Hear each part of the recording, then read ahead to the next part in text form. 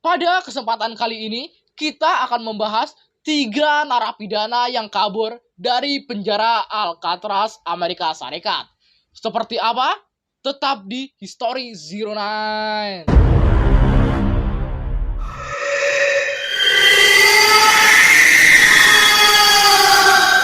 Pada masa lalu, Alcatraz adalah sebuah penjara dengan reputasi angker di Amerika Serikat. Pulau berjuluk The Rock atau American Devil Island itu jadi kerangkeng para bandit kelas kakap, termasuk gangster asal Chicago, Al Capone. Sama sekali tak ada kemewahan di sana. Para narapidana menempati sel sempit, beberapa berukuran 1,5 kali 2,7 meter, termasuk toilet dan wastafel. Aturan diam diperlakukan. Penghuni bisa bercakap-cakap selama makan dan waktu rekreasi. Selain itu, mereka dilarang berbicara apapun. Legenda menyebut mustahil kabur dari Alcatraz. Selain dijaga ketat, perairan yang mengelilingi Pulau Karang itu dingin lagi berbahaya. Namun, sejarah mencatat setidaknya ada 3 narapidana yang lolos dari sana. Mereka adalah Clarence Anglin, John Anglin, dan Franklin Morris. Anglin bersaudara terjebak di dunia hitam. Profesi mereka perampok, seperti dikutip dari List the First. Selama beraksi, kakak beradik itu berusaha untuk tidak melukai siapapun. Mereka merampok tempat bisnis pada jam tutup, menjarah bank dengan bersenjataan pistol mainan, perampokan di Columbia Savings Bank, Alabama, menggiring mereka ke Alcatraz. Berkelompok dengan sesama narapidana bernama Frank Morris, Anglin bersaudara berencana kabur dari Alcatraz. Frank Morris adalah residivis yang terlibat kasus kepemilikan narkoba hingga perampokan bersenjata. Plot kabur telah dirancang 9 bulan sebelumnya. Tiap malam selama 5 bulan, mereka melubagi dinding belakang sel mereka menggunakan potongan pisau gergaji dan sendok logam yang diselundupkan dari kantin. Secuil demi secuil, dinding tua itu dibobol. Mulai pukul 17.30 ketika mereka kembali ke sel hingga pukul 9 malam. Sebelum lampu dimatikan, ketiganya menggunakan kedok ventilasi palsu untuk menyembunyikan aksi mereka dari pengawasan para penjaga. Ketiga bandit itu juga mencuri 50 mantel hujan yang disatukan dengan panas dari pipa uap yang mengalir di bawah sel untuk dijadikan semacam rakit. Mereka berencana mendayung ke Angel Island yang berada di dekat Alcatraz, mencuri perahu dan lalu mobil untuk kabur. Untuk menipu para penjaga yang memeriksa sel para narapidana tiap malam,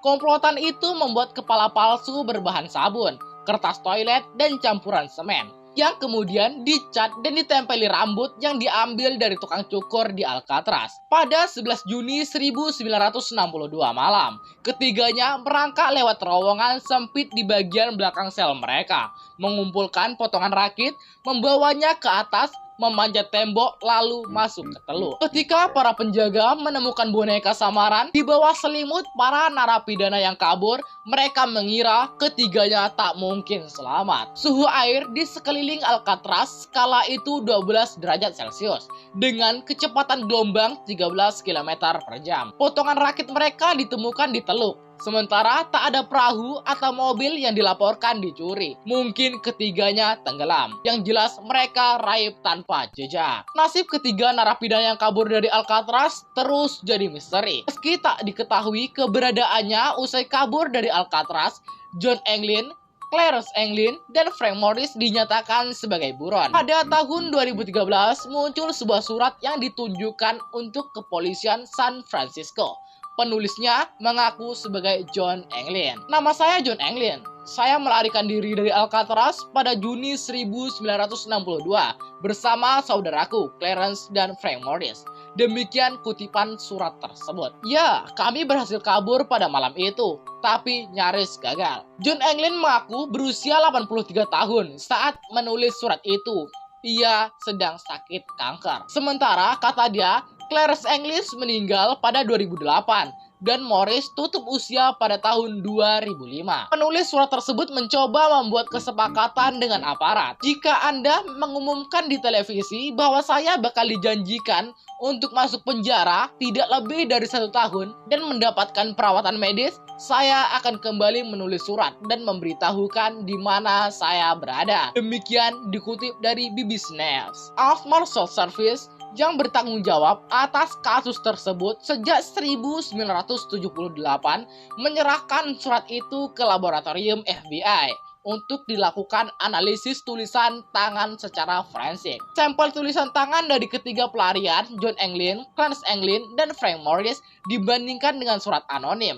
Hasilnya dianggap tidak meyakinkan, kata sebuah pernyataan di As Marshal Service. Terpisah, keponakan John dan Clarence Anglin, David Whitner, mengatakan kepada CBC bahwa neneknya menerima kiriman buket mawar selama beberapa tahun setelah pelarian itu. Ada tanda tangan John dan Clarence di kartu yang menyertainya. Alcatraz pertama kali dieksplorasi oleh Juan Manuel de Ayala pada 1775 yang menyebutnya Isla de los Alcataracos, Pelicans, karena semua burung yang tinggal di sana. Fasilitas itu dijual pada tahun 1849 kepada pemerintah Amerika Serikat. Marcus Ward, pertama di California, berada di Alcatraz. Pernah menjadi banteng saat Perang Saudara Amerika Serikat dan kemudian jadi penjara militer pada tahun 1907. Sel-sel di sana dihuni para napi kelas kakap, semisal Al Capone, sebelum akhirnya ditutup untuk selamanya pada 21 Maret 1963 oleh Jaksa Agung Amerika Serikat, Robert F. Kennedy. Berakhirnya penggunaan penjara itu tak lantas mengakhiri perebutan Alcatraz. Pada Maret 1964, sekelompok Sioux, suku asli Amerika, mengklaim bahwa pulau itu milik mereka atas dasar perjanjian berusia 100 tahun. Klaim mereka diabaikan sampai November 1969. Ketika 89 penduduk asli Amerika yang mewakili American Indian Movement (AIM) menduduki Alcatraz. Mereka tinggal di sana sampai tahun 1971, sampai akhirnya dipaksa keluar oleh otoritas federal. Berdasarkan pengakuan para wisatawan, reputasi angker Alcatraz ternyata tak lekang oleh waktu. Meski tak ada lagi kerangkeng yang digunakan untuk mengurung orang di sana. Seorang wisatawan, Sheila Sillery Walsh, yakin ia telah mengabadikan sosok hantu. Ia menjumpai sosok kabur mirip seorang perempuan menatap dari bilik jendela di foto yang ia ambil. Perempuan Inggris itu mengaku sudah mendapat firasat aneh saat memasuki bangunan yang dulu digunakan sebagai hotel Prode tersebut. Saat tur dengan panduan audio, aku beberapa kali berhenti dan iseng mengambil sejumlah foto jendela kunjungan kosong dengan iPhone-ku, kata Sheila. Seperti dikutip dari Carlson, jendela yang ia bidik sebelumnya digunakan saat keluarga atau kerabat mengunjungi para tahanan, di mana mereka masih bisa bertatap muka, namun tanpa kontak fisik. Saat melihat hasil jepretan di ponselku, aku melihat sosok perempuan gelap dalam gambar. Aku menatap jendela lagi, tak ada siapapun di sana. Dan cerita pun selesai.